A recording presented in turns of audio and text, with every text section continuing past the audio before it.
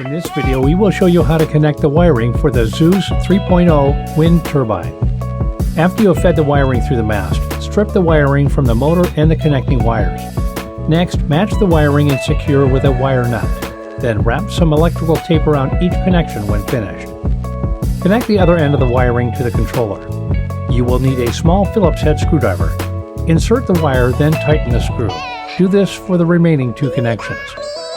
To connect directly to batteries or to an inverter to connect to AC power, insert the wire into the right side connectors, paying attention to the positive and negative indicators.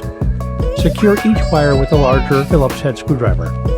Attach the other end to your battery, or if connecting to an inverter, make the connections as required for your particular inverter. This inverter requires its own sleeve to make connections. Yours could be different. Please refer to your manual.